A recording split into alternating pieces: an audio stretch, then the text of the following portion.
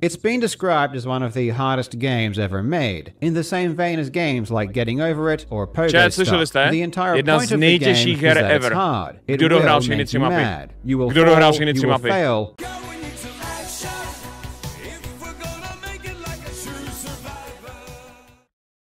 Jo, hele, frajer, který udělal video o 8sekundovém nebo 7sekundovém speedrunu v Doomu na první mapě, který trval asi 30 let, než to stáhnuli o tu 1 sekundu, tak udělal video o nejrychlejším speedrunu, který je lidsky dosažitelný na první mapě Jump Kinga. Což mi přijde, že je něco, co by mě zajímalo, protože jako Jump King tady má historii. Nemalou historii. Jako pár desítek hodin jsem spláchnul, já jsem vyloženě těch pár desítek hodin mohl využít na to, abych prozkoumával svět, abych lítal po Evropě, abych byl v Americe, abych byl se svojí holkou, cokoliv se z toho. Místo toho jsem se rozhodl, že to investuju do hry, kde skáču nahoru pomocí šipky mezerníků a nenávidím každou minutu.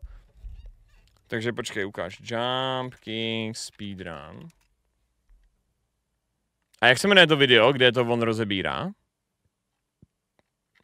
Jak se jmenuje to video, kde to on rozebírá? Protože chat, já si myslím, že to video, kde to rozebírá, není tohle.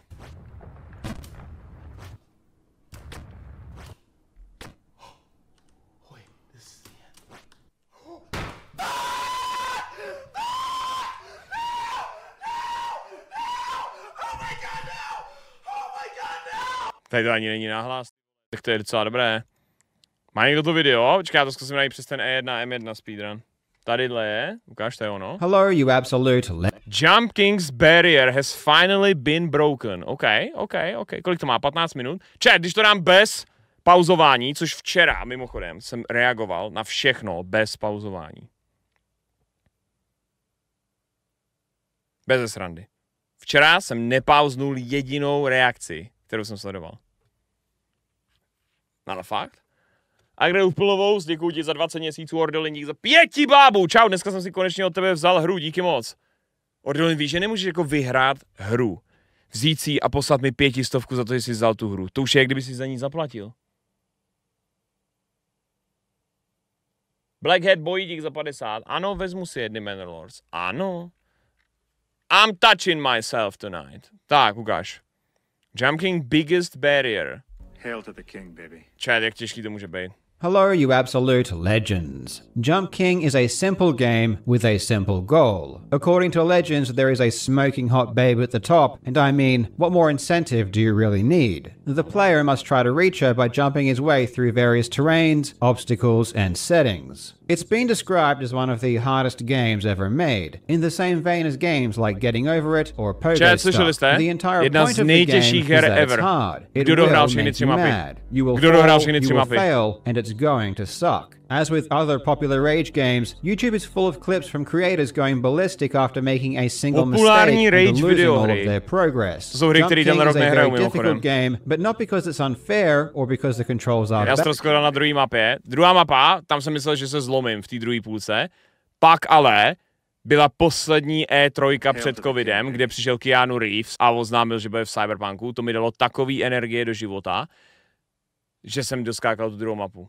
Pak jsem o ní přišel, protože přišel rok 2020, ale jako. Bad, it's because the constant precision required is so high. You need to make hundreds of jumps to reach the top, and many of them need almost frame-perfect inputs to work. But to compensate, the player has an insane amount of control over Jump King's jumps. So if you do have the skill, it's a game you can eventually master. And it's games like this that are perfect breeding grounds for speedrunning competition. Hundreds of people compete in Jump King trying to reach the top in the quickest time. And for the past several years, murmurs have been stirring about doing something that up until very recently was considered impossible. Since 2021, the world record for reaching the top has only been a few seconds away from the 4-minute barrier. The idea of beating Jump King in under 4 minutes first began as a simple meme. No one seriously thought it could be done, but by 2020... Čet, jako vinit rozchod na videohru je něco, co uděláš, pokud je ti 15 let.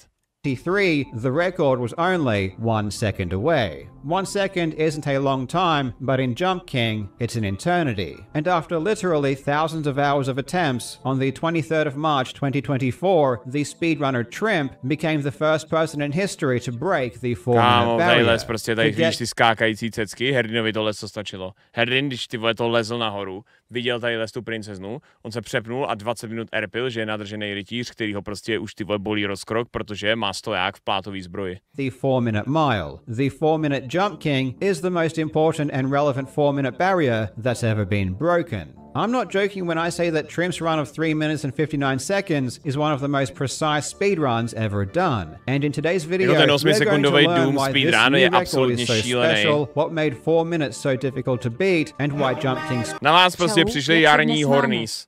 Vy budete nesnesitelný teďko skrz ty Maja lesy a jaro. Zápas Sparta v Sigma. No a na závěr mekáč. Teď se cpu u tvého streamu a k tomu pivásek. You could ever do. A teď už to nezastavuju, už nepauzuju to video. Je mi jedno, jaký dono přijde, je mi jedno, co tady budete psát. Today I am here to dispel a disgusting stigma that's been haunting me for my entire life. Apparently just because I'm a nerd, that means I'm supposed to build my own PC. Well, no, I refuse. And if you're like me and you want to finally get that beautiful PC upgrade, but you can't be bothered building it yourself, you need to get one from Starforge Systems. Starforge makes things super easy. They offer the best pre-built PCs at all different price points. Já fakt nevím, proč by si nechali dělat pre-built PC u Starforge, když to můžete nechat udělat od Tigrana ve Smarty. A ještě k tomu mít moji samolepku a podpis, to fakt nechápu. Basic. The aesthetic. Hrál se už GeoGuessr, ještě ne, ale vlítnu pak na něj, budeme ho mít na 2 hodinky, rozdávám mu toho nějaký hry a budu moc hrát proti vám. Is of a simple platformer, and all you have to do is make it to the top without falling down. Nebyla pauza stejně jako ten kammetr u Stellar Blade je rozbitý. For some reason, while these jumps look easy and straightforward, they are immensely difficult to do. The reason is because the jump mechanic in Jump King has many more iterations than in standard platformers. In most games, a character may only have 1 or 2 jump variations, depending on how long you hold the jump button for. There might be a low jump if you just tap the jump button, and a high jump if you hold the jump button down. So jumping height is very easy to control. In Jump King, there are 35 different iterations of jump height, and the height of the jump will differ down to the individual frame. In practice, if you hold the jump button, Jump King will prepare to jump. If you continue to hold the jump button down after 35 frames, Jump King will automatically jump at the maximum height. To je stejný koup jako tohle.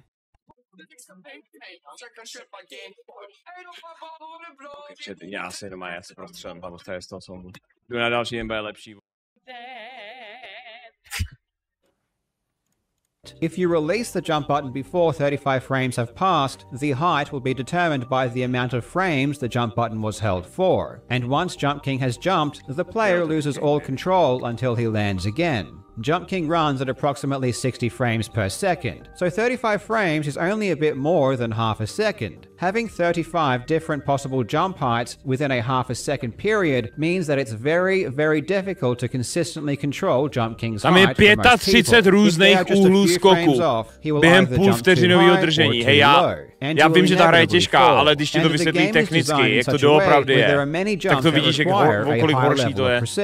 But while the game already requires precise play, proto se učíš, kde jde využít max jump. Pokud tam jde max jump, dělej max jump. Just to complete, speedrunning is where things get taken to the extreme. Jump King only has 3 buttons to worry about: left, right, and jump. So the game isn't about complex controls, it's all about timing. It's very similar to a game like Geometry Dash, where the best players are the ones that can time their inputs more accurately than everyone else. Timing isn't just important for successfully jumping to the next platform, it's important for how quickly you can do it. Obviously, if you don't hold down the jump button for long enough, you won't make the height and you will fall. So for any particular jump, there is a number that represents the minimum amount of frames you can hold down the jump button and still make it up. Theoretically, this is the optimal number, because any frame after this point is wasted in not moving while Jump King prepares to make the jump. Beyond that, in many circumstances, holding the jump button down for longer than you need to also loses time because you will jump higher and thus remain in the air for longer. And you can't start preparing for the next jump until you land. So you actually lose time twice. Once in the fact that you could have jumped earlier, and twice in the fact that now you're stuck in the air for longer than you needed to be. If you're jumping back and forth between left and right, the mistakes compound. Because if you jump more than you need to the right, now you have to make up that distance back to the left, or you won't make the next jump. Which means for the second jump, you again need to hold down the jump button for longer to compensate. A single frame makes a big difference. 120 frame. Proč tady je 120 FPS jumping, jsem nikdy neviděl. Which is around 6 frames. So over the course of a full run, which involves hundreds of jumps, you can see how easy it is to lose multiple seconds just because some of your jumping was only a 60th of a second off. Another way you could try to fix suboptimal jumping is by simply walking back into the correct position once you've landed. And in the older records, you'll find plenty of instances where they walk Jump King after landing to put him into the desired location for the next jump. But this style of play is far slower. Speed, so you lose time horizontally. But also, again, you want to be preparing to jump as much as possible because the idea is to go up. Any time that you're not preparing for the next jump when you could be is time lost. So as years went on, players walked and walked less. And in theory, it's best to never walk under any circumstances. However, of course, in order to achieve the ultimate goal of walking less, this means your jumps have to be more and more precise. And the difficulty level begins to skyrocket. This theory of optimal jumping applies to all areas except one, which is the area called Storm Wall Pass. In this section, wind blows left and right, which has a great impact on Jump King's sideways momentum. Some jumps require the assistance of wind to make the distance, and other jumps are impossible to do while the wind is blowing against you. This ends up impacting speedruns dramatically, because it means you have to wait for the wind to be blowing in the correct direction. The wind works on a cycle, which begins when you first load into a game. The wind will blow to the left for 6.5 seconds, and then blow to the right for 6.5 seconds. This creates a 13-second cycle. And because many jumps in this area require the wind to be blowing in the correct direction, it means that if you miss a cycle, you have to wait for the next one. Ultimately, this means that if you reach this area faster and catch an earlier cycle, you can reach the top 13 seconds quicker. Back in the early days of Jump King speedrunning, there was a particular cycle that people assumed was the quickest you could catch, and this was called a one cycle, because it was the first available. At the beginning of 2020, the world record was 4 minutes and 33 seconds held by Cookie Crisp.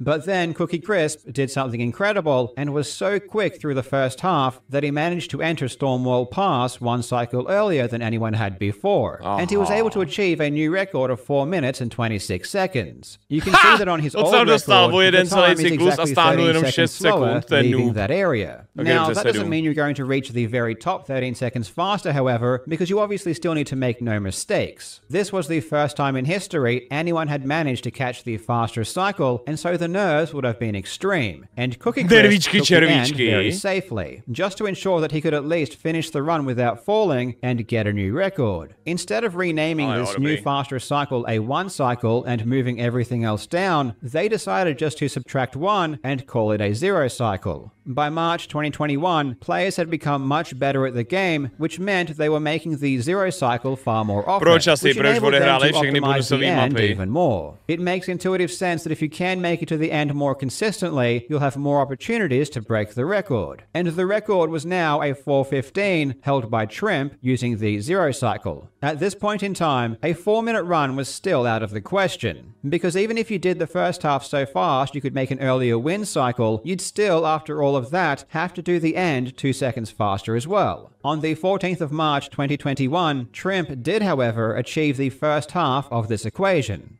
For the first time in history, he reached Storm Wall Pass quick enough to make it through one cycle earlier. Again, as was the case with Cookie Crisp, because this was a world first, Trimp took the end very safely and only lowered the record by 30 seconds. This new faster cycle is called a -1 cycle, and this weird numbering scheme is now a funny relic of the earliest speedruns. Accounting for the 13-second gain by reaching this new faster cycle, it meant that the record could now foreseeably go down to a time of 4 minutes and 2 seconds.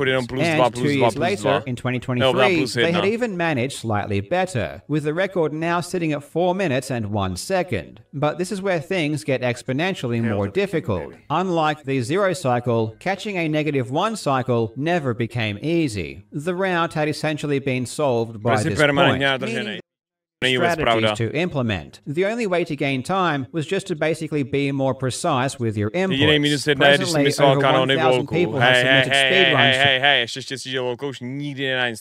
the leaderboards, and only the top 16 players have ever caught this fastest cycle. The best players still need to grind hard for each and every opportunity to reach the second half. And that's been the difficulty for the past 3 years, because not only is it almost impossible to do the end quick enough to finish in under 4 minutes, but just getting a chance to do it in a run doesn't come very often. To give you an idea about what kind of precision is required for a sub 4, we can look at the tower section just before we reach the top. In order to not lose a significant amount of time, which would make sub 4 impossible, the player must perform 13 consecutive frame-perfect jumps. And again, se nikdy nepřestane hrát, jenom se prodlouží ta pauza. To je pravda, to je jak s alkoholem. Ty už nikdy nepřestaneš být alkoholik. Ty jsi jenom dlouho abstinující alkoholik. Někdo zvládne abstinovat až do smrti. Ale už vždycky v moment, tam, kde si spadnul, kde si začal, tak stejný to je s loukem. And this is at around 60 frames per second. Because of the geometry of the platforms, if you are a single frame late on any of these jumps, you will lose up to a third of a second, which is time you simply cannot afford. And this is just one single 10-second stretch, which just happens to be right before the very end. So you can imagine the nerves at this point of the run as well. Já jsem single frame pořád. At the beginning of 2024, things really started to heat up, as 2 runners in particular, Trimp and Kasu, started trading world records, and by March, both players were within a second of sub 4. In fact, by mid-March, the world record was sitting at 4 minutes and 6 1/1000ths of a second, held by Trimp, less than a single frame away from the 4-minute barrier. This led to one of the most heartbreaking fails I've ever seen in speed. Půjde s sebou tě 4 roky, ale hejzetové reakce jsou vtipnější než tvoje, jakoby sorry. Jo, dobré, ale to bude, protože já se dívám na nudnější věc, tady si nikdo nehoní péro, nebo ho nevystěhovali. On prostě jenom dal světový rekord. To je nuda. Já chci vidět depresi, já chci vidět lidský špíny, odpady, trash stories. Já se chci transformovat na moji mámu, když se dívala na výměnu manželek. Já se chci transformovat na moje rodiče, který jsem trash talkoval, když jsem utíkal na YouTube a na Twitch. Říkal jsem si, kamo, ty dospělí jsou tak blbý, vole, oni se dívají na tyhle sračky v televizi. Než jsme my vyspěli do stejného věku a najednou nás hry nezajímají a zřešíme ty stejný hovna. Plus politiku. Takže Voice, vlastně moje pointa je, že žádná generace se nebude zas tak moc lišit od té předchozí. Stejně jako zoomeři jsou teď nejvíc nenáviděný a na všechno se na ně schazuje, jo? Tak oni pak budou dělat to samý na Gen Alpha. A alfeři to pak budou dělat na další generaci, třeba na nulery. Speedrunning. On the 22nd of March, Trimp made it to the very end screen easily on sub 4 pace. And by easily, I mean he would be able to scrape under by a couple of frames. At the end, he made the large jump to the top as players do, and then a smaller jump to reach the end zone. But he landed a single pixel short. Tohle, co jsem viděl, tenhle klip jsem viděl na livestream fails. On doskočil o jeden kousíček předtím, než se triggerne ta cutscéna a než mu to došlo, tak mu uplynula sekunda. Thus, the game didn't end. And in this screenshot, you can see Jump King just standing there with the timer showing 3:59.8. Now what's funny is that all Trimp had to do was hold right, and he simply would have walked over the finish line and gotten the world's first sub 4. But for some reason, he thought his jump was big enough, so he didn't even bother holding right. It's the speedrunning equivalent of celebrating too early. Thankfully, this story does have a happy ending, when the very next day, Trimp made it to the top once again on sub 4 pace. And this time, he wasn't going to make the same mistake twice. And on the 23rd of March 2024, Trimp beat Jump King and reached the smoking hot babe in 3 minutes and 59.989 seconds, a single frame below 4 minutes. Personally, I had never played Jump King, so when I first heard about Trimp's sub 4, I didn't didn't understand why this run was so incredible, but as I tried to play the game for myself and I learned about the mechanics, it became immediately obvious that this speedrun is a massive accomplishment. While the run is brief, it requires near-perfect timing and precision the entire way through, and it's a level of precision that makes me wonder how it's even humanly possible. I've been in the speedrunning scene for 25 years now, and I still get surprised. Co je strašný jako průser je, že tadyhle ten skill, kde fakticky tohle dokáže třeba jako ty vole jeden člověk ze 100 milionů lidí. Takovouhle preciznost, takovýhle skok, všechno tohle, tenhle dedication k tomu to hrát 4 roky v kuse, tuhle vyjebanou hru. Ten obrovský průser je, že se to vůbec nepřenáší do reálného života, do jakýkoliv jinačí ty vole, když to do jináčího aspektu. Do nějaký jináčí činnosti nebo něco. Jediný, co mě třeba ty jumping hry naučili, je ta trpělivost. Že máš to odhodlání a tu trpělivost a to, že si to prostě třeba, že jsem strávil 45 hodin na té druhé nebo na té třetí mapě a i tak jsem to vyskákal, i když jsem to mohl kdykoliv jako vypnout a říct, OK, tohle nikam jako nevede, tak potom vlastně jako mi to pomohlo, třeba když jsem potřeboval mít trpělivost nebo se u něčeho jako držet delší dobu, u něčeho jiného v reálném životě. Jo, ale víš, jak tíhle autisti absolutně smešujou Super Mario Party. Hele, u každého speedrunnera, co to dokáže, by měl být jeho profil a co dělá za reálnou práci. Pak když si zjistíš, že tenhle ten týpeček ve Walmartu, normálně ve Walmartu prodává hot dogy, ale když přijde domů, tak je king, tak je prostě bůh. At the level of skill and mastery that top players are able to achieve in these games, and it never ceases to amaze me. A huge congratulations to Trimp for the run. I will put a link to the full thing in the description. Thank you so much for watching, you legends. I hope you're having a fantastic day, and I will see you in the next. Like, herdin, vačie top dono lol. Vladíku, prosím tě, a ty vole, jaký je tvoje dnešní top dono?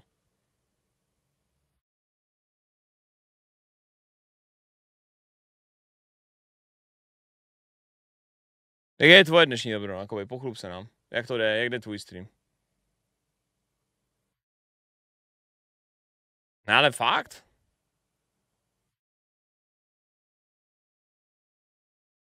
Já milujem Fica, jeho chat historie, OK. No to top dono nebylo tak velký na to, aby ses ještě dostal ze Slovenska, to je celkem jasný. 500 od babičky, takže jsme na stejný úrovni, GG, babka ne, klasický outplay nut, prostě starou bábou. Připadám si, využni jak řezník.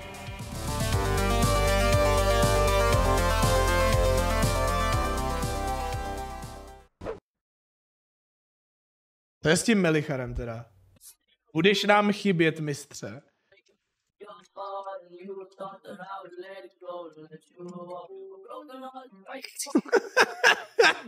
Bez zubka. Co se stalo? Nemá 7 zubů a málem umřel.